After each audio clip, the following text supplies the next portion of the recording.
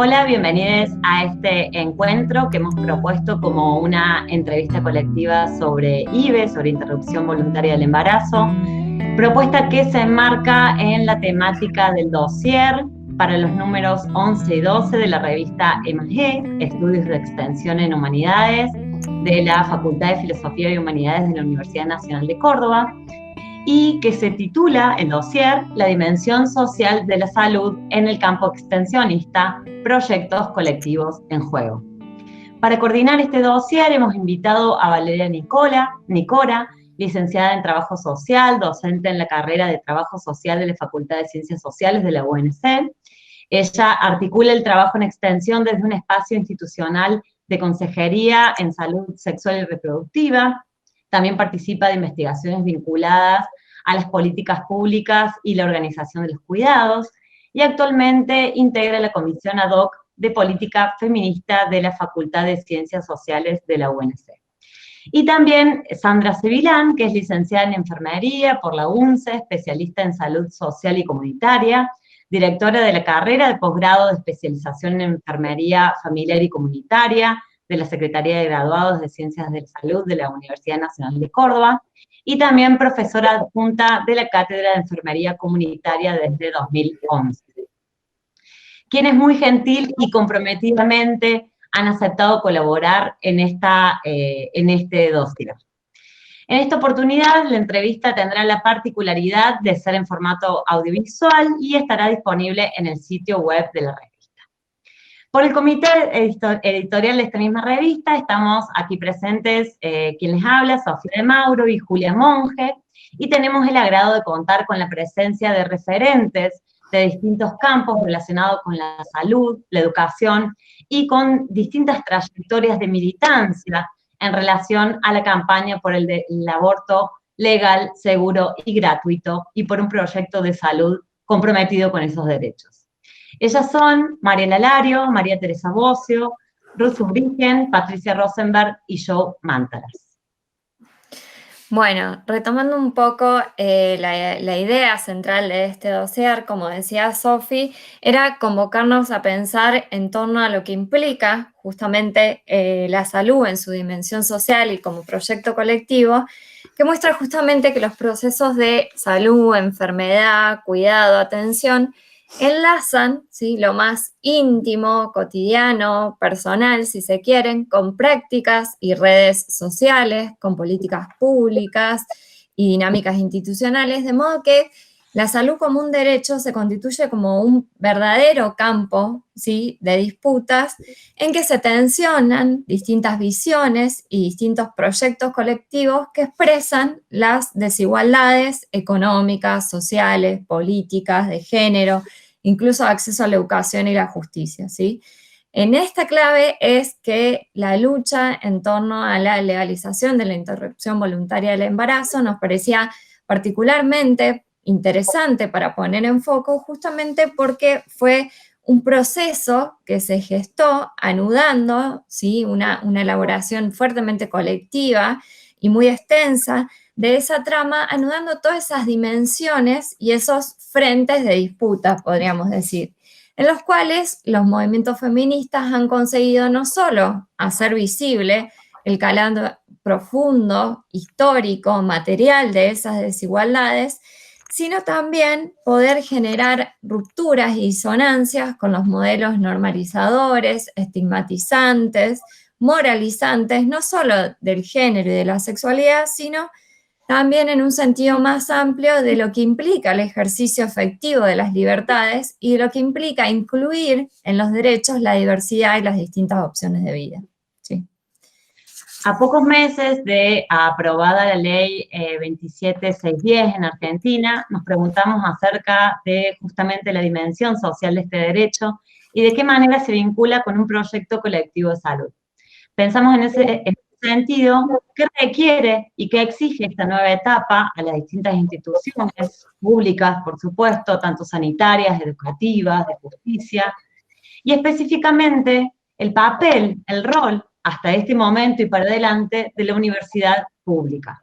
También nos interesa conversar acerca del impacto de la legalización de la IVE justamente en estas disputas sobre ideas y representaciones sociales naturalizadas en torno al género, las corporalidades, los cuerpos gestantes, la sexualidad, a las que hacía referencia Juli recién, particularmente también en el ámbito académico. Bien, bueno, luego de esta introducción temática, vamos entonces a pasar ya a compartir las visiones de las invitadas en torno a esto, a quienes les propusimos contar primero con un espacio de exposición individual para luego pasar a conversar un poco entre todos. Empezamos entonces con la exposición de Mariela Alario, que es licenciada en Psicología, integrante de la Red de Profesionales de la Salud por el Derecho a Decidir. Trabaja en el Centro de Salud 57 de la Municipalidad de Córdoba y forma parte del Gabinete de Violencia de Género y Laboral del Sindicato Unión de Obreros y Empleados de la Municipalidad de Córdoba. Mariela. Bueno, muchas gracias por la invitación. Me pareció muy interesante esto de recuperar la dimensión social del derecho a la salud y ligarla a los proyectos colectivos, ¿no? Y en ese sentido, bueno, me parece importante recuperar desde mi posición de trabajadora de la salud, que es desde donde principalmente he estado viviendo este proceso histórico, ¿no? Por la legalización del aborto y todo el recorrido que hicimos para desclandestinizar nuestras prácticas, ¿no? En ese sentido, fue muy importante porque quienes estamos adentro del sistema de salud hemos estado, nosotros decimos desde que nace la red de profesionales hace 6 años, que estamos ahí en el lugar donde se garantizan derechos, pero también donde se vulneran. Y en ese sentido hemos ido trabajando para ir corriendo de la clandestinidad y poder pensar, fue todo un recorrido que hicimos de poder posicionarnos y utilizar el marco legal que ya teníamos, que era para poder avanzar en las ILES, ¿no? Interrupciones legales del embarazo, y eso fue un proyecto colectivo que nace de la mano de la campaña nacional, junto con las socorristas, ¿no? Al principio las compañeras socorristas muchas veces nos acompañaron a las profesionales que nos íbamos animando a acompañar estas situaciones que llegaban y que, bueno, decidimos empezar a organizarnos para que cada vez fuéramos más quienes acompañábamos, brindando un acompañamiento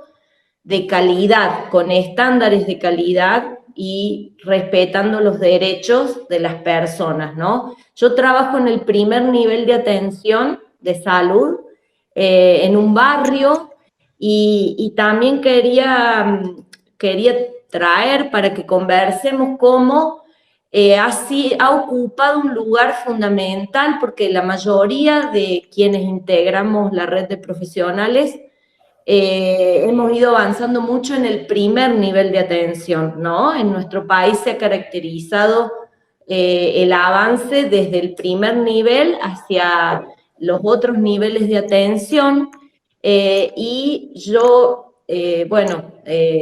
a partir de mi trabajo, que es un trabajo donde lo comunitario tiene un lugar protagónico, que ahí hay otra disputa, ¿no? Cuando hablamos de salud colectiva, poder recuperar lo social y lo comunitario, ¿no? Y en eso las prácticas de acompañamiento pudimos ir avanzando en pensarnos con un proceso donde a quien acompañábamos dejábamos de ponerla en el lugar de paciente para poder llevarla al lugar de ciudadana. Y ese movimiento me parece que es clave, y a la vez todas las acciones que podemos hacer los equipos de salud en el territorio con otros trabajos comunitarios como pueden ser los grupos de mujeres, las radios comunitarias, los talleres de ESI en los que participamos. Entonces, creo que es clave el lugar, la red fue avanzando, hoy somos más de 2.000 profesionales, 700 equipos a lo largo del país, y yo creo que poder colectivizar esos movimientos que lo veníamos haciendo en lo micro y poder encontrarnos con otras y otros y otras y pensarnos, ¿no? Acompañado de todo este movimiento imparable que fue la marea. Bueno, ahora el desafío es cómo en las instituciones seguimos avanzando, seguimos respondiendo a toda la reacción de los antiderechos que ya se está haciendo sentir, pero sin duda la legalización ha permitido que algunas compañeras y compañeros que no se animaban pudieran pensarse, ¿no? y animarse para garantizar estos derechos, ¿no? A mí me parece que la universidad ahí tiene un lugar clave, sigue faltando la formación en la currícula de la mayoría de las disciplinas que estamos acompañando, si bien han avanzado las cátedras de aborto, sigue faltando mucho en todo lo que es la perspectiva de género en nuestra formación. Y me parece que ahí es importante todo lo que podamos ir avanzando juntos con educación, ¿no? Quizás tiene que ver mucho con mi práctica en el barrio y que es de la mano con las escuelas, con los comedores, que poder ir pensando la ESI como vertebral, ¿no? Y en eso el derecho al aborto como una de las cosas que se trabajan, ¿no? Y un desafío que me parece también, y ya que partimos de recuperar la dimensión social, es, bueno, quienes estamos acompañando y miramos esto del acompañamiento desde un lugar de respeto de derechos y tratando de que sea lo más amoroso que se pueda, seguir avanzando en las miradas que vamos aportando desde distintas disciplinas, ¿no? Que no se convierta en un tratamiento farmacológico, que no se reduzca, ¿no? Me parece que ese es uno de los desafíos también al interior del sistema de salud, que bueno, hemos avanzado, de hecho en Córdoba ya los centros de salud tenemos el misoprostol, que eso fue un cambio fundamental para el acceso, y creo que ya estoy en el tiempo y lo podemos seguir. Quedan un montón de cosas que podemos seguir hablando, pero vamos a tratar de respetar el tiempo. Muchas gracias, Mariela. Ahora vamos a escuchar a María Teresa Bocio, que es profesora en Ciencias de la Educación de la Facultad de Filosofía y Humanidades, magíster en Educación por la Universidad Federal Fluminense de Río de Janeiro, docente titular en la Facultad de Ciencias Sociales, también es secretaria adjunta del Gremio de Docentes Universitarios de Córdoba, DIUC, es codirectora de un equipo de investigación en temas ligados a derechos sexuales y no reproductivos, y también es presidenta de Católicas por el Derecho a Decidir y activista de la campaña por el derecho al aborto legal. Te escuchamos, María Teresa.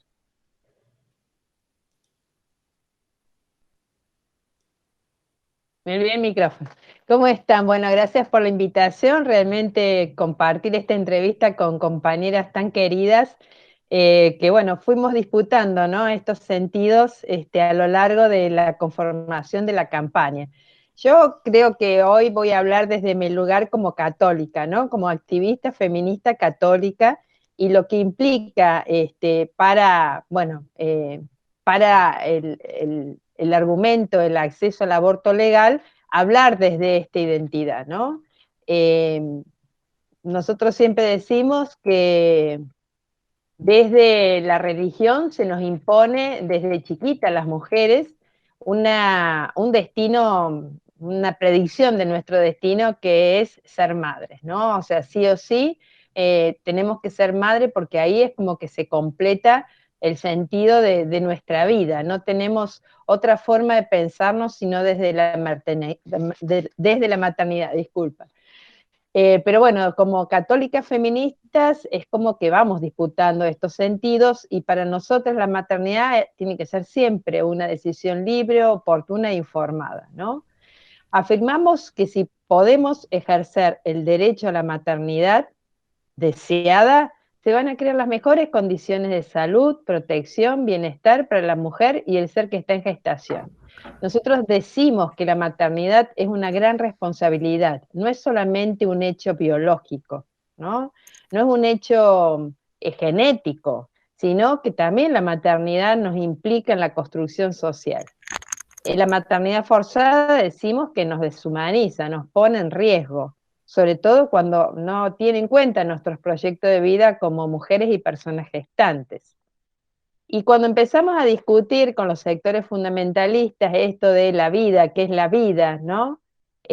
Nosotros decimos que la vida no es solo el desarrollo de células que se van multiplicando, también implica poder gozar de calidad de vida y la responsabilidad como personas de acompañar esa vida, desde lo que es el deseo, desde la autonomía, de personalizar esa vida y darle una entidad. Las personas gestantes, las mujeres, siempre decimos que no somos envases, ¿no? Cuando hay esta mirada de los sectores fundamentalistas, neoconservadores, donde aparece un útero y aparece un feto y no aparece la cara de las mujeres. Nunca aparecen las caras de las mujeres, la vida de las mujeres, ¿no? Siempre aparece esa vida en potencia como prioritaria, como que esté encima de nosotras. Entonces, bueno, para nosotras la maternidad siempre es una decisión personal que se reafirma de manera permanente, libre, oportuna e informada. Y por eso es tan importante, y el desafío de todas las instituciones educativas, sobre todo a partir de la enseñanza de la ESI, instituciones que tienen que ver con la justicia, ¿no? A través de poder pensar las prácticas, incluso desde las reformas que hemos tenido del Código Civil, de las nuevas leyes que tienen que ver con el tema de la violencia, ¿no? Cuántas veces las mujeres transitamos por las instituciones de salud y somos violentadas con violencias obstétricas, ¿no? Porque seguimos siendo vistas como envases, ¿no? Dando siempre prioridad al feto, al embrión, al niño por nacer, como dicen, y es como que, bueno, no se tiene en cuenta que las mujeres realmente tenemos ahí una entidad y una ciudadanía plena, ¿no? Los grupos conservadores católicos que nos disputaron en el debate y en la aprobación de la ley de interrupción voluntaria del embarazo durante los meses, sobre todo durante el 2018 fue muy fuerte, bueno, en el 2020 también. Ellos argumentan esto, ¿no? Argumentan que ellos están a favor de la vida mientras nosotros aparentemente estaríamos a favor de la muerte, ¿no? Y nosotros decimos que esa posición rígida excluye a las mujeres, nos coloca en un lugar absolutamente difuso, como si nuestra vida, nuestras decisiones, nuestros derechos estuvieran siempre inexorablemente subordinados a este mandato de la maternidad obligatoria, más allá de toda circunstancia. Y eso es muy fuerte, porque es como que nos han socializado y siguen socializando en ese mandato. Desde cómo nos imponen los juegos, ¿no? A las niñas con esto del bebote, desde cómo los medios de comunicación cuando trabajan el tema del aborto ponen una panza y no una cara de una mujer, ¿no? Durante mucho tiempo ponían ecografías, ¿no? Entonces también ahí aparecen otras instituciones que son los medios de comunicación masiva y cómo esos medios también fueron creando realidades. Lo que pudimos construir también, como decía recién Mariela, esas redes, la red de periodistas por el derecho a decidir, también nos permitió generar un marco muy interesante de disputa, ¿no? Para empezar a desandar esas imposiciones mediáticas, imágenes, sentidos que aparecían en los diarios, en los medios de comunicación cada vez que se debatía el aborto, ¿no? Que de alguna forma reproducían este mandato de las religiones, este mandato conservador, que nosotros decimos, ¿no? El mayor efecto de las religiones no es prevenir los abortos. Por ejemplo, dando educación sexual, promoviendo el uso de la anticoncepción, si bien ellos se llenaron la boca en el debate del 2018 y 2020 con esto, sino lo único que generan estos sectores es problemas de conciencia, ¿no? Imponer el estigma que aún ahora con el aborto legal existe, y existe sobre todo replicado en muchos efectores de la salud que ahora se argumentan la objeción de conciencia, naturalizan, por ejemplo, que sí o sí existe la culpa en la conciencia de las mujeres que abortan. Entonces hay un montón de psicólogos, psicólogas que hablan diciendo de que esa culpa genera trastornos. Bueno, todo eso hace que sea un desafío para las instituciones de salud, las instituciones educativas, los medios masivos de comunicación, y la misma universidad, ¿no? Un desafío para poder deconstruir estos mensajes, estos mandatos que son tan, que son convenciones, ¿no? Y que se van replicando de forma, diríamos, casi inconsciente a través de las redes bueno, y de todo lo que hace a esta cosmovisión tan conservadora acerca de qué es lo que tenemos que ser las mujeres, ¿no? ¿Serás madre o no serás nada?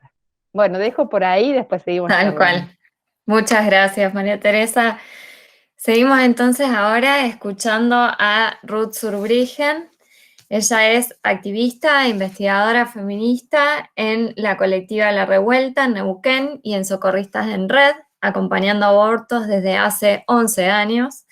Es maestra, profesora de Ciencias de la Educación y especialista en estudios de las mujeres y género, y ha trabajado 20 años en escuelas públicas de Neuquén, ejerciendo en los últimos 10 años docencia vinculada justamente a la formación docente en áreas de pedagogía, género, sexualidad y educación sexual integral.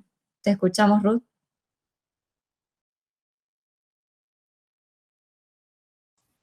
Bueno, muy buenas tardes y muchas gracias a las organizadoras por haberme convocado y posibilitarnos esta conversación, también con compañeras, compañeros tan queridos y que hemos andado de distinta forma en esta lucha inmensa, ¿no? Me gusta empezar diciendo que tenemos un desafío enorme, me parece a mí, profundo, que yo vivo en estos momentos con mucha pasión también, como es cuidar la ley que considero es la ley más colectivamente luchada en este país, ¿no? Y cuando digo cuidar, no digo, o sea, ¿qué digo cuando digo cuidar? Digo hacerla vivir. Vamos a cuidar esta ley si hacemos vivir todos los sentidos que trae ese texto que a mí me parece que es inmenso y que está condensado en la ley 27.610, si la hacemos vivir en la comunidad toda, por supuesto con su especificidad en el sistema de salud y en el sistema educativo, en los medios de comunicación, como decía recién María Teresa, en la vida toda, ¿no? Para construir ese mundo más justo que intentamos construir también cuando armamos espacios feministas. Entiendo yo que estamos ante una gran tarea para llevar adelante todo eso, ¿no? Que hay una gran ocasión, porque tenemos el texto, pero que esa gran ocasión nos implica responsabilidades para profundizar la disputa cultural, social y política que nos permita seguir armando otras sensibilidades hacia el aborto, hacia los abortos y por ende hacia quienes abortan, ¿no? Estoy pensando en el desafío de producir otras afectividades, otros afectos, otros colores, otras imágenes, otros sabores alrededor del aborto.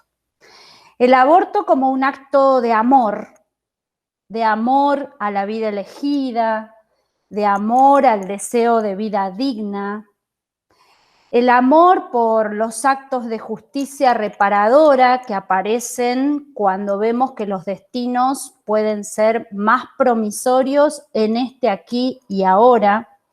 Y entonces, en esa disputa cultural, sustraer al aborto del lugar de la vergüenza que se nos pega, ¿no? Se nos pega en las pieles, en las subjetividades y que producen culpas tan estigmatizantes que vuelven a la experiencia inenarrable.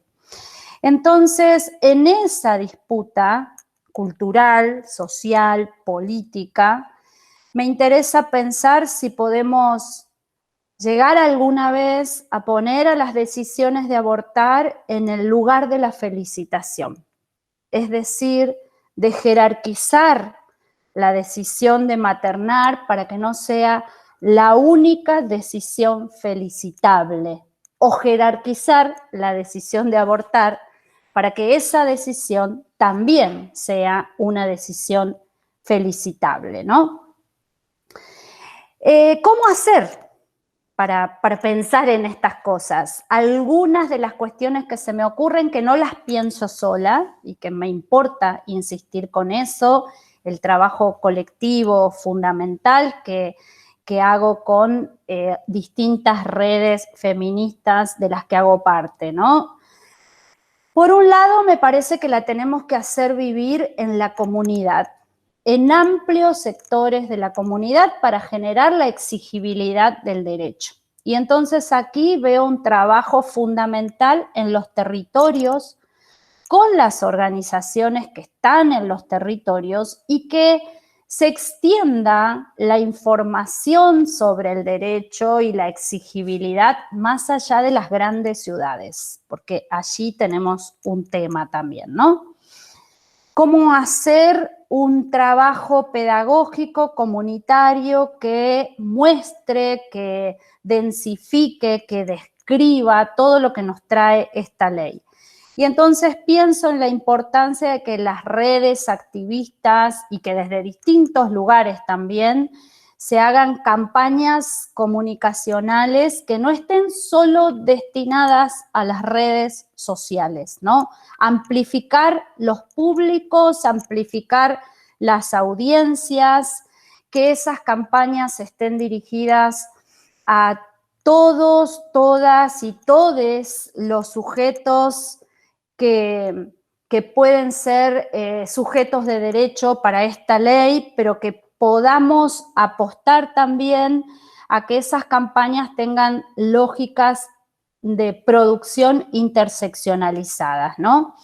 Me parece que dentro de esas campañas hay que difundir fuertemente cuáles son los métodos seguros para abortar, hay que dar a conocer que la sonda no es una opción, porque tenemos la ley, pero esas prácticas también existen y hay que desarmarlas, desterrarlas, etcétera, etcétera. Creo que tenemos que hacer un trabajo también muy fuerte en la comunidad toda sobre lo que implica la objeción de la práctica médica, mal llamada objeción de conciencia para mi gusto. Me parece que la ley trae interesantemente la perspectiva de que la objeción tiene límites, ¿no? Porque no se puede obstruir el derecho y entonces pone límites a las personas objetoras. ¿Cómo vamos a estar, digamos, interpelando a los grupos conservadores y fundamentalistas? Para mí, dotando de mucho más conocimiento de los alcances de la objeción dentro de esta ley, para que sea la comunidad la que se convierta en cuidadora de que la objeción de conciencia no sea obstrucción, porque si no, el poderío médico sigue allí haciendo de las suyas, ¿no? Entonces me parece que hay que hacer un despliegue de las pedagogías de la acción directa y articulada con muchas otras redes para construir mucho sentido alrededor de las implicancias y los límites de la objeción. Luego creo como otro gran espacio donde hacer ese trabajo por la disputa de los sentidos es en el sistema de salud, ¿no? Un poco lo que también decía Mariela, reconociendo esa consideración de que en todas las instituciones hay hegemonías y también hay resistencias y hay reexistencias allí, ¿no? Porque estamos en las instituciones y hacemos cosas y movemos cosas. Entonces, pienso que hay que trabajar fuertemente por hacer audible la condición que trae la ley, que es el aborto voluntario. Voluntario. Esa palabra que en esta ley significa aborto porque quiero. Voy a abortar porque quiero y no te tengo que dar motivos. Y eso no quiere decir que estemos proponiendo prácticas donde no pueda haber escuchas desprejuiciadas, donde no se pueda crear una relación en el sistema de salud, donde la persona que solicita el aborto diga todo lo que necesita decir, pero que el sentido profundo de lo voluntario es aborto porque quiero y hacerlo audible también para despatologizar las prácticas vinculadas al aborto. Con esto quiero decir que no nos alcanza, no nos va a alcanzar que el sistema de salud garantice IVES si los va a hacer amplificando los malos tratos, amplificando la desatención, amplificando el laberinto infernal, que en muchos lugares hay. Y un punto dentro del sistema de salud es lo de la confidencialidad y el secreto médico. Allí también tenemos que trabajar fuertemente porque en las localidades pequeñas, pero no únicamente en las localidades pequeñas, el tema de la confidencialidad y el secreto médico es un temón. Se me está acabando la hora, entonces quiero decir para sintetizar que, como bien sabemos, toda ley es política, que me parece que esta ley nos permite disputas tan intensas como las disputas que trajo y que sigue trayendo la ley de identidad de género, la veo como muy emparentada.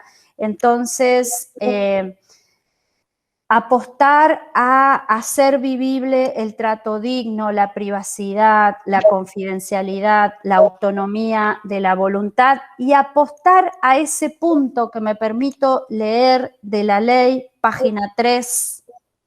El personal de salud y las autoridades públicas tienen la obligación de suministrar la información disponible sobre los derechos protegidos en la presente ley de forma dinámica y a lo largo de todo el proceso de atención, incluso si no hay solicitud explícita.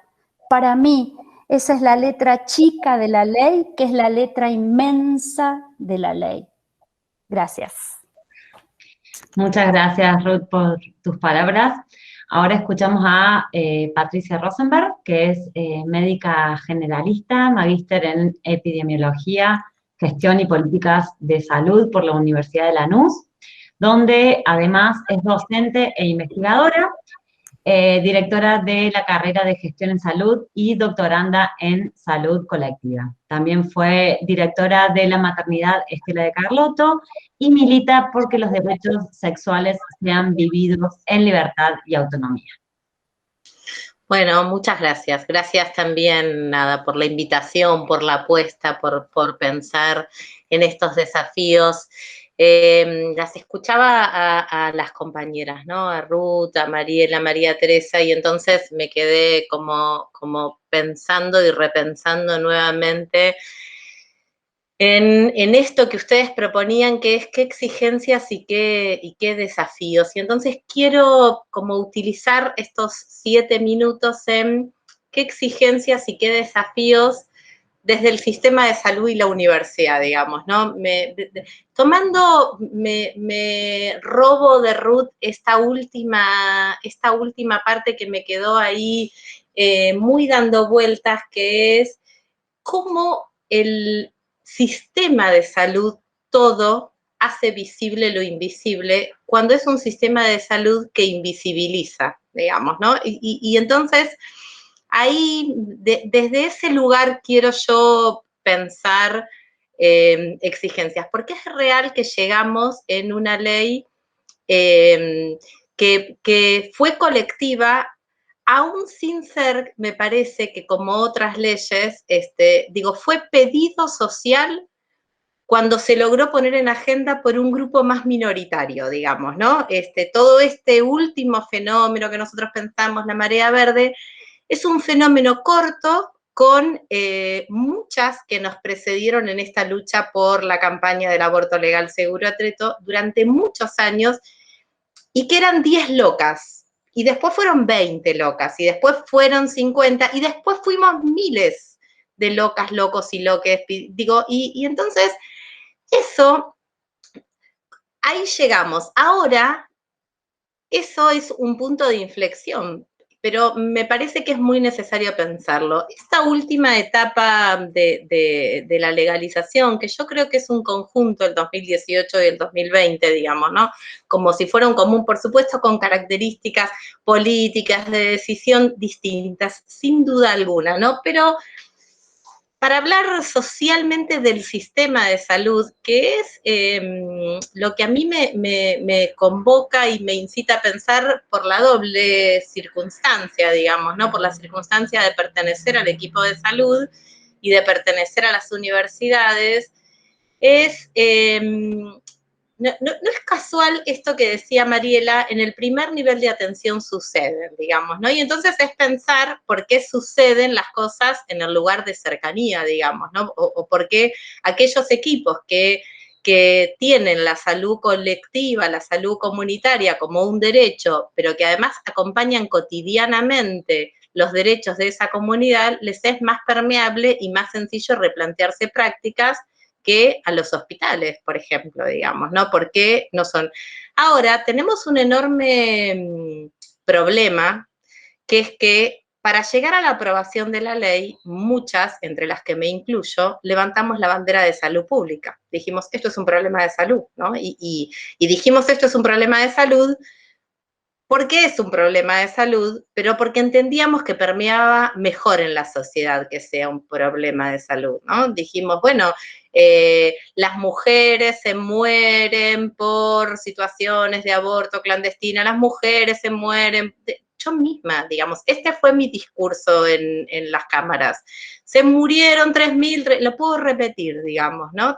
Y no es que no esté convencida de ese argumento, lo que digo es que ese argumento ahora nos puso en una encerrona, digamos, porque no disputamos con el sistema de salud del poder. Y entonces, algo que necesitamos y que acompaño y acuerdo con que es necesario garantizarlo del sistema de salud, volvió a reforzar hegemonía. Y eso es una preocupación que me parece que es un desafío que nos interpela ahora, digamos, es qué pasa ahora que dijimos que esto era un problema de salud. Además que dijimos que era la autonomía, que era la decisión, que era la libertad de los cuerpos, pero bueno, ¿cómo se reconfigura ese discurso que hablamos de cuerpos, de sexualidades, de géneros, cuando reforzamos que el primer argumento era un argumento de salud pública? Y entonces ahí tenemos un primer problema, me parece, en espacios de salud que son absolutamente autónomos, ¿no? Porque Ruth terminaba leyendo ese párrafo tan importante de la ley, pero puertas adentro del consultorio, del centro de salud, del hospital, de la guardia, ¿cómo hacemos para saber qué es lo que ese equipo de salud ofrece como derecho de información? Inviable si no generamos un cambio muy rotundo en las concepciones que cambian las prácticas del sistema de salud. Y ahí me parece que está este desafío, ¿no? Que es como, que no es inviable, porque también nosotras, quienes realizamos abortos, salimos de la clandestinidad con la ley, digamos, ¿no? Y salimos de la clandestinidad y dijimos, yo no quiero saber nunca más tener la obligación de preguntar por qué te vas a hacer un aborto. No me importa nunca más tener que preguntar esto, a no ser que esa persona necesite contármelo y que lo acompañemos interdisciplinariamente como esto. Ahora, para llegar a ese punto, porque por supuesto una cosa es la que nos sucede en las ciudades, una cosa es la que sucede cuando en las veredas se ven pañuelos verdes, y una cosa absolutamente distinta es en los lugares donde esto no es un bien social, digamos, ¿no? Donde esa identidad no está puesto como una valoración positiva. Y eso mismo tiene que pasar en los equipos de salud, porque esas transformaciones, convencidas que son posibles, tampoco en el primer nivel de atención, tampoco en hospitales, incluyendo una maternidad que a mí me tocó dirigir y que acompaña tantos nacimientos como abortos desde el inicio, digamos, tanta paridad de número, aún tampoco ahí, digamos, hay que correr, que es un bien social acompañar, no solo asistir, digamos, ¿no? Y corrernos de ese lugar de protagonismo y de ese lugar de clandestinidad, porque la realidad, y mezclo un poco, pero porque me parece que también es como desde las universidades no alcanza con modificar las currículas, porque no podemos esperar ni 5, ni 6, ni 10 años que esos profesionales estén puestos al juego, porque las personas que hoy abortan nos tienen a nosotras y a nosotros con algo que está en disputa, que es, ¿qué es la objeción de conciencia? Digamos, ¿no? Esto no quiero traerlo, pero ¿qué es la objeción? ¿En qué lugar hay un derecho a no asistir que está además por ley? ¿En qué lugar quedó esto de que a partir de la semana 14 hay que justificar y el peso de la ley se revierte, digamos, ¿no? Y es posible de ser judicializable esa persona que aborta y ese equipo si no justifica? Entonces, a mí me parece que el enorme desafío absolutamente abierto es cómo construimos sentidos desde los ámbitos que tenemos que construir, y es el sistema de salud y es la universidad, pero de cara puesta a la comunidad que produjo esa ley. Porque además, me parece que esta ley tiene una característica que es bastante fundamental, que es que se militó rizomáticamente, ¿no? Digo, se militó en la calle, se militó en las escuelas, se militó en las universidades, se militó en los hospitales, se militó en los sindicatos, se militó en todo. Y además, somos casi las mismas, en todos lados, digamos, ¿no? No íbamos con una, digo, somos entonces...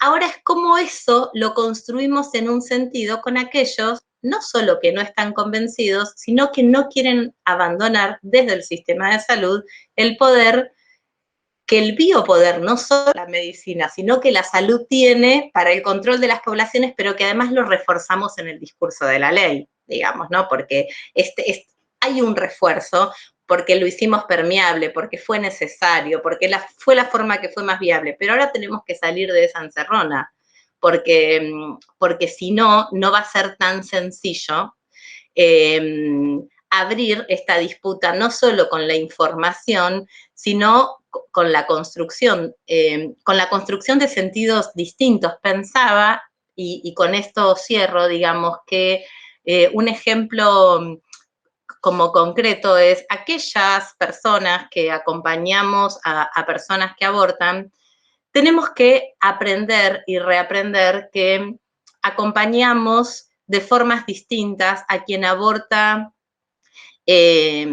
por decisión de interrupción, y entonces ahí decimos el producto de la concepción, ese producto, ¿no? Digo, de aquella persona que aborta un bebé deseado y que es incompatible con la vida. Y entonces, en la misma semana podemos decir, ese es tu hijo, tu hija, tu bebé, y esto es un producto. Y esta plasticidad no es tan sencilla de incorporar, aprender y estar a la altura de esas circunstancias. Entonces, ahora sí cerrando, me parece que el enorme desafío es cómo no nos pisamos con un discurso en espacios que tienen tanto poder y autonomía como el sistema de salud y las universidades y el sistema de educación todo en general. Sin duda. Bueno, muchas gracias, Patricia. Vamos a escuchar ahora a nuestro último expositor, que es José Joe Mántaras. Es médico generalista, magíster en Administración Pública y también docente en la Universidad Nacional de Córdoba y en la Universidad Nacional de Villa María. Te escuchamos. Bueno, aprovecho, ahora tengo tiempo para saludarlas y agradecerles el privilegio de estar acompañándolas, escuchándolas una vez más, por suerte. Una vez más nos seguimos viendo. La verdad que a mí me hicieron pensar, cuando hablaba con las compañeras, con Sofía, con Julia, esta situación de el IBE y ahora qué, esto que decíamos. Entonces, en esta cabeza media de salud pública, sanitaria y demás, se me ocurría discutir dos cuestiones fuertes que nos ponen en desafío. Digo, ni hablar, que creo que todas las compañeras lo mencionaron, lo potente de la ley. ¿Sí? Potente momento histórico para personalmente y para todas y todos los que venimos laburando hace mucho tiempo, y también para pensar para la cantidad de personas gestantes, ciudadanas y ciudadanas, como oportunidad fuerte también. Entonces digo, claro que es un excelente paraguas, y sumándome a lo que habían definido las compañeras, de construcción colectiva, y también lo dejo picando ahí para que lo pensemos, porque identifico un par de cuestiones que me parecen a tener en cuenta. Entonces digo, pienso en cobertura, y podemos citar hoy, Mariela y todos los equipos, hemos recibido las cajas de Remediar, misoprostol, digo, inédito, y cuando teníamos que andar robando, choreando, digo, en esto de la clandestinidad, ¿no? Haciendo, bueno, la Ruth puede saber de muchas trapisondas al respecto, digo, en torno de clandestinidades, afano, por afuera, por el costado, etcétera, y por ahí ahora llega junto con el paracetamol o con la amoxicilina. Digo, entonces no me quiero quedar solo digo, puta, qué impacto, cuánto vale, qué importante, cuánta construcción, digo, como indicador de cuánto laburo hay detrás, cuántos cuerpos, laburo, etcétera, etcétera, hay detrás de esto que nosotros en el centro de salud recibamos. Digo, para los detractores, objetores y demás, bueno, por esto que decimos, qué valores instituyen nuestras prácticas. Y bueno, por ahí si llega la caja de Remediar como práctica, también está diciendo cosas, ¿no? Negro, ayornate también. Vas a recibirla, vas a escuchar, hay que entregar el miso y hay que hacer la planillita también. Bueno, todas estas cuestiones que son prácticas concretas que construyen valores. Ni hablar en cómo, con qué cuerpo, con qué modalidades. Ya no mirando al piso, muchas mujeres llegan solo solicitando un turno o pidiendo hablar para decir, quiero interrumpir, no lo puedo tener. Y ya tenemos lo que antes disputábamos y discutíamos, ¿vamos a tener o no un código para embarazo no deseado? Digo, ¿se escucha? ¿Va a ser escuchado en las consultas o no va a ser escuchado? Digo, en esto de qué valores instituyen nuestras prácticas. Y lo pongo al revés. Esto que lo colectivo, esto que mencionaban ustedes, cómo esta construcción de la política colectiva se los llevó puestos. Terminó en ley, empezando de abajo para arriba. Se construyó desde el pie, como diría alguno. Pero fíjense lo que me sale, y también para decirlo, y podemos ponerlo en ejemplo concreto, para decirlo al sector público, también al sector de educación y a la universidad. Hoy, mirando, ya no los usuarios, usuarias, o la ciudadanía o la comunidad, sino mirando los decisores de las instituciones, los políticos, las autoridades, se los llevó puesto la ley, si queremos acotarlo al momento histórico. Alguno tomó la ley y se puso a discutirla, a construir, a discutir como se debe hacer, como obligación, de decir, a ver, lo pienso en la universidad. ¿Qué cátedras tenemos? Todas truchas, todos seminarios optativos. ¿Cuántos puntos tienen las cátedras? De aborto, de consejería, de etcétera, cero. Hoy, digo, le tiene que venir la caja de remediar, pensando en la Secretaría de Salud de la municipalidad, pensando en el Ministerio de Salud de la provincia. ¿Cuánto convocó a los efectores? ¿Cuánto discutió en cada uno de los efectores la implementación de la ley? Cuando ya llevamos un par de meses de promulgada y demás, cuando ya se están concretamente efectivizando y todavía no nos empezamos a discutir. ¿Cuántos equipos de salud cuentan hoy con la ley en su poder tangible, en mano, para que empecemos a discutirla? Por esto de, bueno, toda esta cuestión de decir, se están haciendo los osos, se los llevó puesto la ley. Están esperando para dónde acomodarse, me parece que de eso se trata. De, bueno, toda esta cuestión. Digo, lo potente, esta silueta que describo, me parece, y me hace recordar muchas compañeras que también estábamos en aquella época, cuando la ley del 2002, 2003 de salud sexual y reproductiva, ¿no? Que estaba la ley. Bueno, ¿y ahora qué? Y también la misma situación. Un montón de recursos y demás sin discutir. Ahí cada uno hacía lo que quiera, ¿vale? Como sea, que va a salir. Digo, y me acuerdo del consorcio, el Cóndor. ¿Se acuerdan? Ruth, creo que también.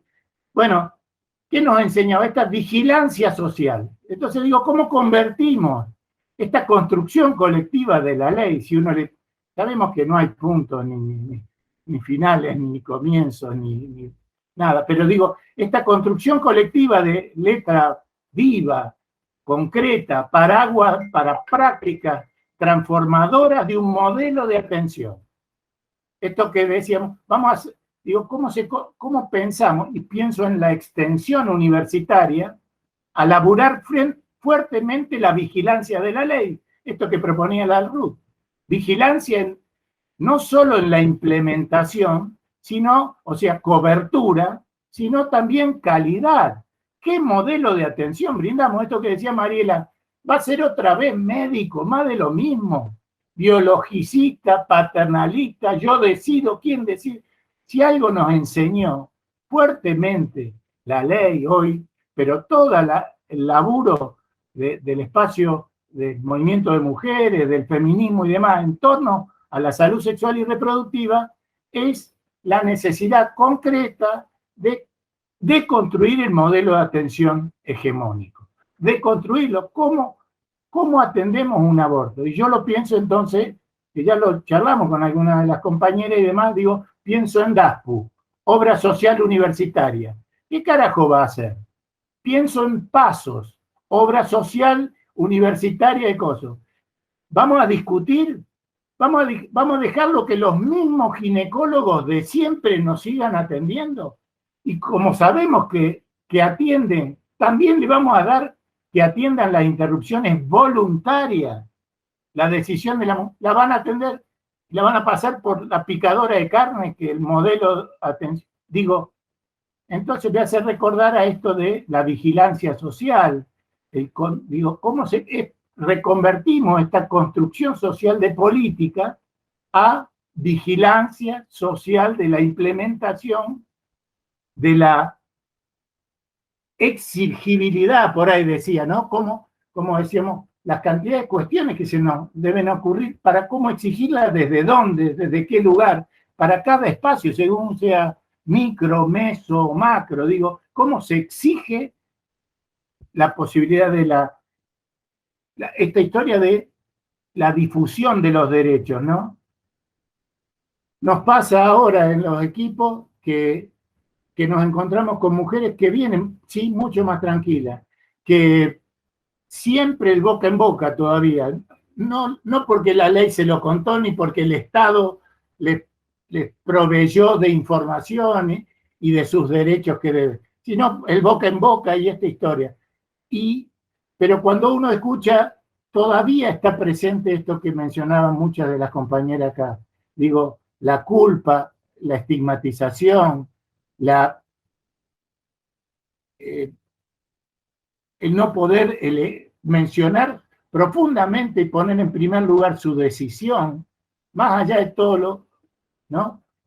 Todavía fuertemente, es decir, en esta línea de reconvertir a un modelo de atención con enfoque de derecho y con enfoque de género, digo, ¿cómo hacemos, que también salió acá en la mesa, la posibilidad esta de la transparencia activa? ¿Cómo nos ponen fuerte tensión a todos los equipos de salud y a la universidad en esto de cómo generamos transparencia activa para que cada ciudadana, ciudadano que exige pueda, no sea vulnerado en su derecho o vulnerada en su derecho? Entonces, digo, repaso, hablando un poco de la universidad, digo, ¿qué estamos formando? ¿Qué estudiantes? ¿Qué recursos estamos formando? ¿Se resuelve solo con unas cátedras de aborto o el enfoque de género y el enfoque de derecho debe atravesar y ser transversal fuerte en todas nuestras prácticas y demás? Y la otra es qué territorio fecundo nos abre la ley para la extensión, para laburar, para que las universidades laburen ahí. Y hay lugares, yo pienso en Córdoba, que es lo que conozco, digo, obra social universitaria, obra social de los estudiantes, cómo laburamos la vigilancia, esta historia de el observatorio, el monitoreo social, la vigilancia política de garantizar la exigibilidad de la ley, la 27610. Eso. Muchas gracias, Joe. Bueno, en primer lugar, muchas gracias a todos los expositores. Realmente es un lujo tenerlos acá, haberles convocado y que hayan aceptado esta participación. Muy interesantes cada una de las exposiciones. Ahí, bueno, nos parece que de alguna u otra manera cada una de las intervenciones fueron abriendo miles y miles de preguntas y desafíos. Creo que fue la palabra clave en cada una de ellas. La idea de esta segunda parte de la entrevista, justamente por eso le llamamos entrevista colectiva, es abrir un espacio para que, bueno, en primer lugar, preguntarles si ustedes quieren decir algo entre ustedes, responderse, contestarse, comentar lo que, aunque ya en alguna de las exposiciones lo estuvieron haciendo. Y si no, bueno, ahí tenemos tal vez algunas preguntas para reforzar y seguir charlando. También Sandra y Valeria, que son las coordinadoras del dossier, si quieren decir algunas palabras.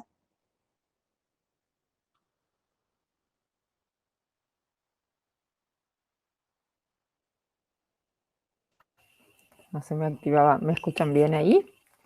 Bueno, ahí se sumó Valeria. Genial. Después sumar algo. Bueno, primero también agradecerles la riqueza de este espacio. He escuchado las distintas miradas, comparto en gran medida y que creo que también me sirven como profesional de la salud para poder profundizar y desarrollar en territorio.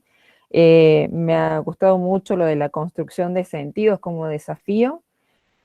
También lo de el trabajo que Mariela comentaba desde el primer nivel de atención es fundamental, y lo que mencionaba también Ruth en relación a las diferencias que hay en los espacios del interior de las capitales, ¿sí? Que bueno, casualmente yo vivo en un lugar del interior de Córdoba, en Punilla, y justamente desde esta mirada de que esta ley ha sido una construcción colectiva, desde también el trabajo comunitario, territorial, me sorprendía a mí en estos últimos tiempos cómo me llegaban consultas en relación a esta ley y nunca antes me habían llegado en relación a las leyes de salud sexual y reproductiva, de ESI, etcétera, etcétera. La comunidad aquí en la zona sabe ya que todo el equipo del centro obstétrico es objetor. Ese es el rumor que se está corriendo en toda esta zona, y la primera pregunta que hacen es cómo vamos a hacer para saber qué profesionales nos pueden acompañar, ¿no? Esa es una pregunta que me hacían llegar hoy en día también para compartir con ustedes, y también consultando a personas que trabajan en esta institución, que es nuestro hospital regional, a pesar de que es una ley que se ha generado, digamos, se aprobó en enero, todavía no hay nada concreto para responder a estas situaciones en este hospital en particular. Y creo que no es el único, obviamente es muy nuevo todo, hay necesidad de construir las formas y los sentidos para poder acompañar y respetar y hacer justamente que no se vulneren estos derechos con las mujeres. Ya algunos casos han empezado a surgir, ¿sí? Y a consultar, así que bueno, estamos acompañando en la medida de lo posible a personas de nuestras comunidades, ¿no? Creo que lo que plantean cada uno de ustedes, ¿no? Desde las distintas miradas nos sirve para poder comenzar esta idea de construir no solo el sentido del conocimiento de la ley y de la apropiación y de garantizar el derecho a su accesibilidad, sino también construir esta idea de formar equipos para el monitoreo, para la supervisión, ¿sí? de garantizar de que esto se cumpla. Hay distintos colectivos y colectivas aquí en la zona con las que estamos empezando a trabajar, así que realmente vamos a aprovechar mucho este aporte que ustedes nos hacen para seguir haciendo acciones en el terreno. No sé, Vale, si querés decir algo. ¿Qué tal? Buenas tardes. No, solo pensar en términos más comparativos, hay tres quizás regiones y universidades como presentes en el panel, la UNC, el Comahue en algún sentido y la Universidad de Lanús, tres realidades bien distintas, institucionales y quizás también regionales. Sintéticamente, porque ya lo han en alguna medida explayado en su exposición, pero qué potencialidades y debilidades y desafíos, digamos, se encuentran en estas unidades académicas para vincularse con el acceso al derecho y a la formación y vinculado también a la extensión, ¿no?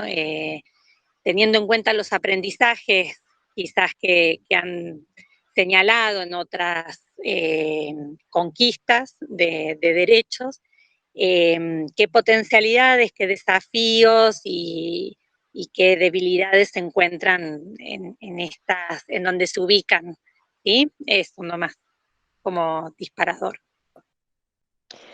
Yo quería agregar, yo me centré mucho en mirar el aborto desde esta cosmovisión religiosa, ¿no? Y cómo desde católicas por ahí queremos disputar estas cosmovisiones, y cómo estas cosmovisiones son tan seculares y cómo se permean en las instituciones, en este caso educativa, la Universidad Nacional de Córdoba, y cómo se utilizan argumentos seculares, pero a la vez conservadores, por ejemplo, para el litigio estratégico, donde quienes hacen estos litigios estratégicos muchas veces son los propios docentes que están en nuestras universidades, ¿no? Estoy pensando en la gente del Portal de Belén, que son los que ahora presentaron un amparo en Río Cuarto, no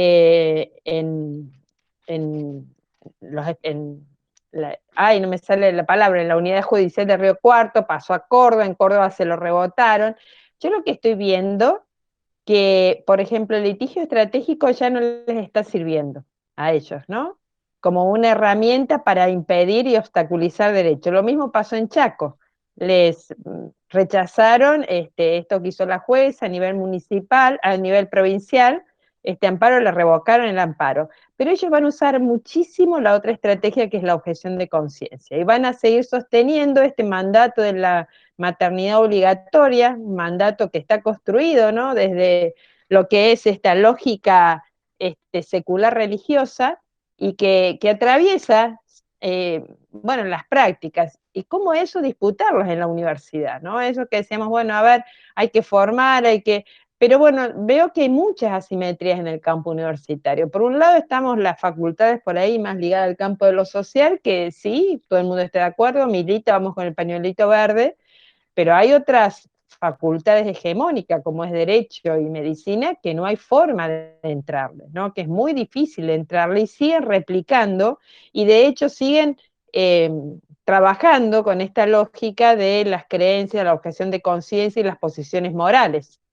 Entonces, voy a decir, mirá, en la universidad siguen defendiendo posiciones morales, y sí, van a seguir defendiendo, y hay varias organizaciones que están dando cursos virtuales para dar argumentos de cómo objetar y dar las herramientas administrativas de cómo objetar. Yo creo que ese va a ser el mayor riesgo que vamos a tener, que habrá que disputarlo, así como hacen las compañías de la red de profesionales, de la red de periodistas, el monitoreo, trabajar codo a codo en nuestros hospitales universitarios. Creo que también es un tema, no solamente en las obras sociales, sino qué va a pasar en las maternidades, en las clínicas, y saber que ellos van a obstaculizar, porque está este mandato moral tan enraizado de que las mujeres tenemos que ser madres sí o sí, y no nos van a felicitar por abortar, no, al contrario, nos van a hostigar, porque desafiamos el mandato natural de la maternidad. Bueno, eso es todo un trabajo como de disputa de sentidos, ¿no?, que lo vamos haciendo, pero hay algunos territorios donde es muy difícil. El otro día me escribe una piba de San Juan, dice, no sé dónde recurrir porque acá nadie dice nada. Y hay una red de profesionales que tiene un mail, ¿no? Y a través de ese mail, porque no ponen lugares, porque no da el contexto poner lugares, porque los van a hostigar, ¿no? Si ponen el centro de salud tal, no. Entonces hay un mail, y ahí al toque le contestaron el mail, ¿no? Entonces, bueno, yo creo que son esas disputas que van a llevar bastante tiempo y van a seguir existiendo, creo que siempre, porque la moral sexual conservadora también viene ganando terreno en América Latina, ¿no?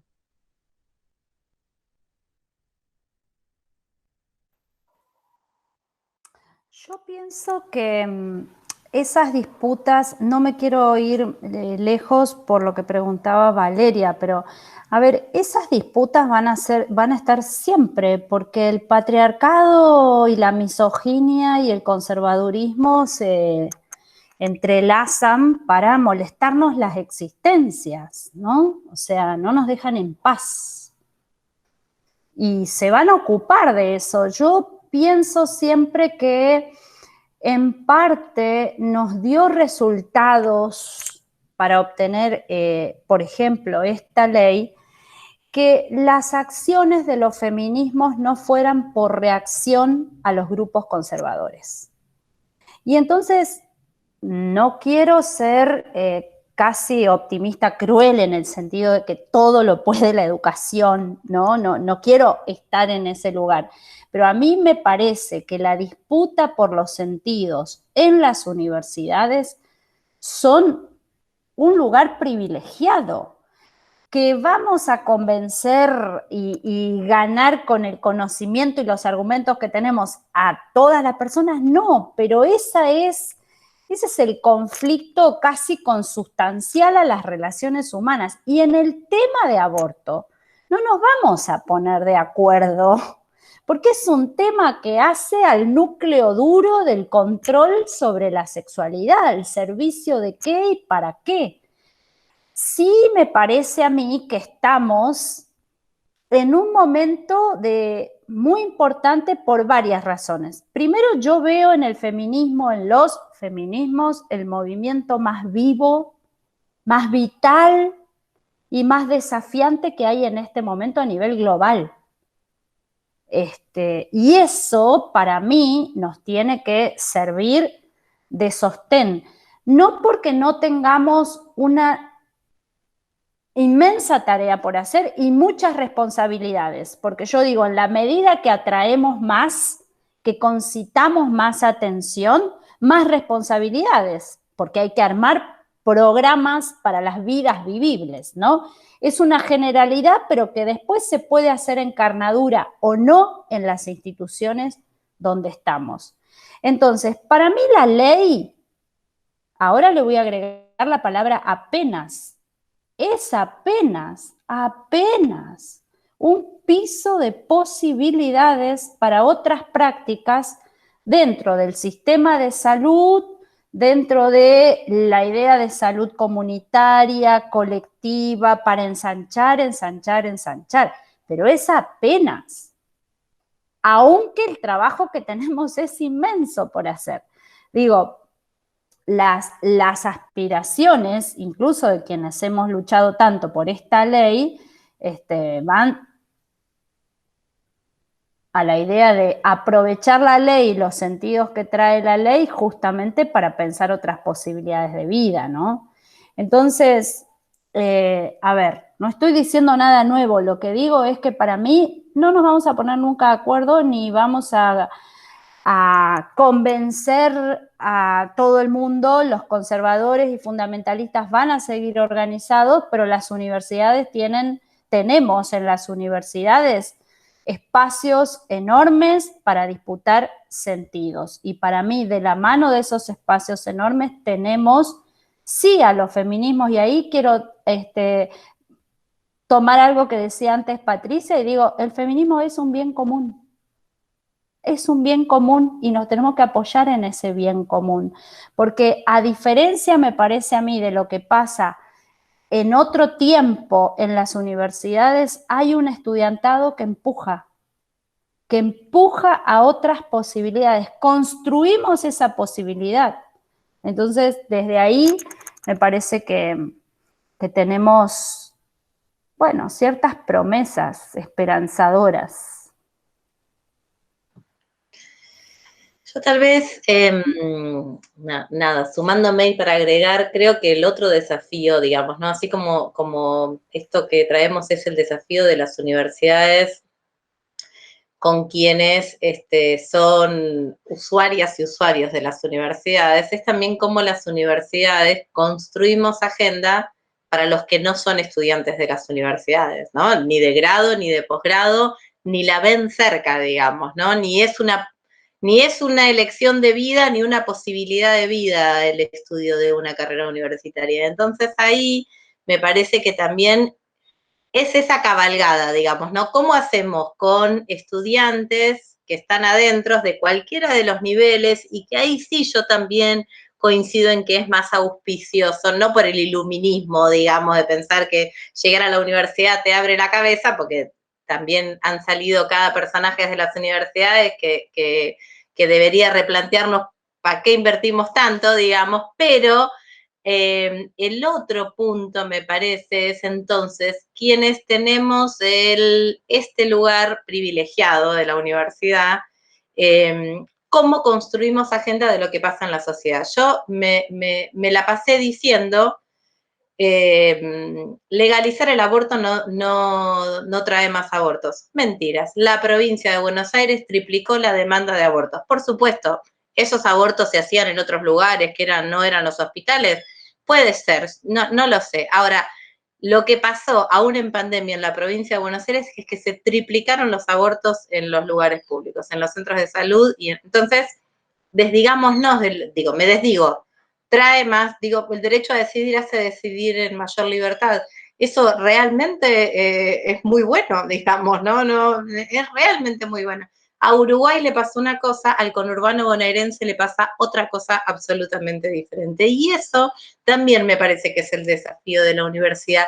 ¿Cómo nos hacemos ecos de que las investigaciones, extensión universitaria, los posgrados, los grados, den cuenta de nuestra realidad, que es diferente en el centro, en el norte, en el sur y en cada provincia de nuestro país, y en realidades diferentes? Y eso también creo que es un enorme desafío de las universidades, digamos, A nosotros nos toca, no sé, en el Instituto de Salud Colectiva, por supuesto, me imagino que como en todas las universidades hay un boom de estudios vinculados o de proyectos vinculados a aborto, a legalización, digo, y a todos. Ahora, bueno, ¿cómo hacemos que esa sea una realidad que sirva para la política pública? Porque además ese es el sentido de las universidades. Y me parece que ahí también tenemos un enorme desafío para no quedarnos solamente en la comunidad universitaria, digamos, es como las universidades, porque además creo que,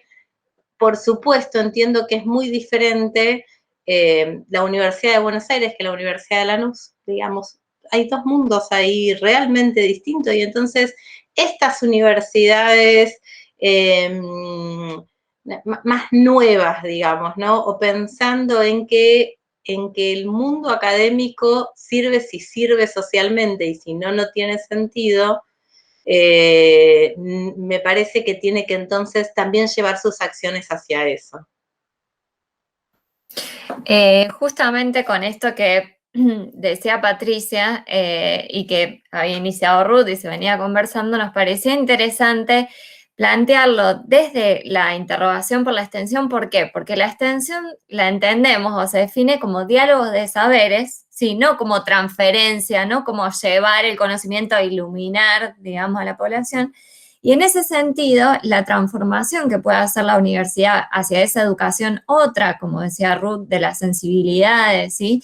Como decías vos misma, Patricia, de la plasticidad del discurso, de jerarquizar, como decía José, los espacios que existen, ¿sí? Ahí me parece que en el diálogo de saberes tiene mucho que aprender de esto que señalaba muy bien Mariela al principio, que es la articulación comunitaria con otros espacios comunitarios, como por ejemplo el trabajo en el centro de salud se articula con otros espacios de talleres comunitarios y demás. Y me parece que por ahí hay una línea interesante, quizás Mariela te quieras explayar un poquito en eso, en torno a cómo se pueden tejer esas redes que van más allá de las redes sociales, digamos, y que tienen que ver con una acción y podríamos decir intervención directa con actores que, como decíamos recién, son extrauniversitarios, pero de los que la universidad tiene que aprender, porque también están estas otras dos cuestiones que salieron. Por un lado, la ofensiva conservadora también es colectiva. Fijémonos qué salieron a hacer las instituciones que acá, como no existía la figura de la objeción de conciencia institucional, que hicieron declaraciones alegando que había unanimidad en la objeción de conciencia individual y que era expresión del derecho a expresarse según un ideario común. O sea, la ofensiva también es colectiva. Y esto otro que decía Mariela, de que la salida de la clandestinidad fue conjunta, fue de quienes abortaban, de los profesionales y las profesionales que lo acompañaban, de las socorristas que lo estuvieron acompañando, y también podría ser de aquellos docentes que están en esas unidades académicas, como decía María Teresa, donde no es tan fácil llevar el pañuelo verde, ¿sí? Entonces, no sé, Mariela, si por ahí querés agregar algo en ese sentido.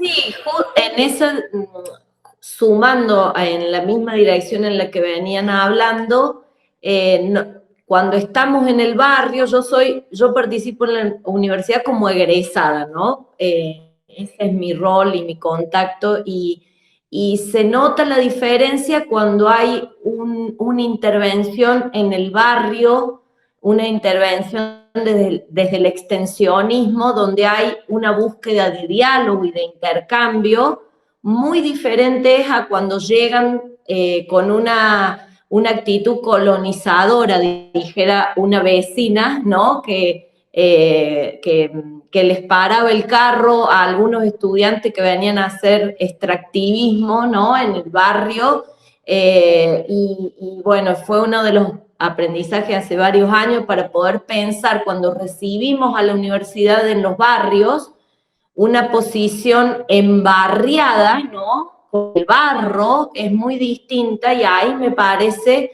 que hay una potencia y que me parece que la capacitación que hemos ido logrando desde los equipos y quienes hemos ido acompañando ha sido en esto, ¿no? En todo lo que se va produciendo a nivel de saber académico, y todo el respaldo que muchas veces esas investigaciones van dando a algunos saberes para la disputa, ¿no?, de lugares de poder, pero también sin perder esto del barro, ¿no? O sea, es ahí en el barro donde, como esto que decía Ruth, no es apenas esto de la ley, ¿no? Y es, no sé, una de las experiencias que se me viene es el trabajo que hacemos desde hace muchos años en un programa de radio comunitaria donde como poco a poco fuimos instalando poder hablar y decir la palabra aborto, ¿no? Pensando en esto que decía Ruth de las sensibilidades y que la vecina con la que después yo me encontraba